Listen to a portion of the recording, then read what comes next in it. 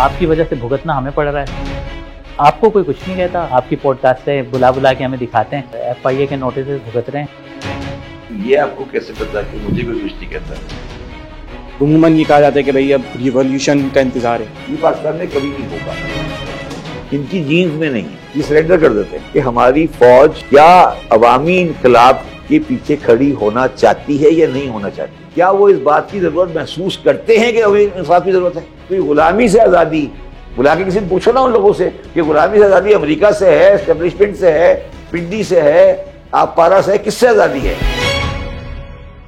जहां से में निकलना चाहिए कश्मीर का मतलब इसराइल को तस्लीम करना, इसराइल को तस्लीम करना।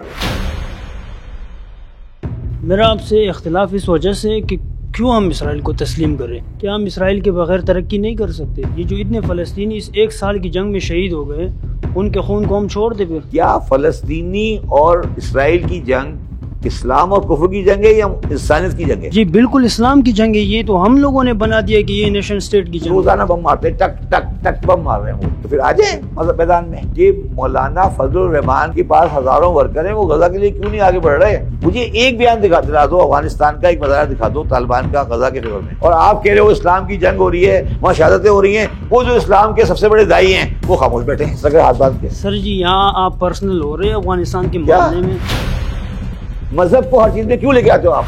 सर जी मजहब के बगैर हम नहीं है। जब इंसान से मुखातिब होता है ना अल्लाह ताला, आयत तो भाई या अय्युहल मुस्लिमून नहीं होता, या अय्युहन नास होता है। आप मुझे आयत दिखाओ या अय्युहल मुस्लिमून वाली है, कुरान में है। क्या? बहुत बार है मुस्लिम क्या? ए मुसलमानों, ए मुसलमानों। मैं खुद कुरान हाफिज हूं, मुझे पता है। सुन लो यार, बात कर रहे हो, हमें नहीं। बात तो सुन लो ना। इंसान बनो फिर मुसलमान बनोगे। हम तो ये समझते कि पहले मुसलमान बनो फिर अच्छे आप इंसान खुद बन जाओगे। तुम बीमार होगे, तुम्हें दवाई मिल जाएंगी, इंजेक्शन लग जाएगा, तुम्हारा एक्सरे हो जाएगा। कोई एक चीज जो इंसानी भलाई की आज मौजूद है, अगर वो मजहब ने दी हो तो मेरा नाम बता दो। कुछ काम जो है वो मजहब के करने के हैं और कुछ काम टेक्नोलॉजी के करने के ना।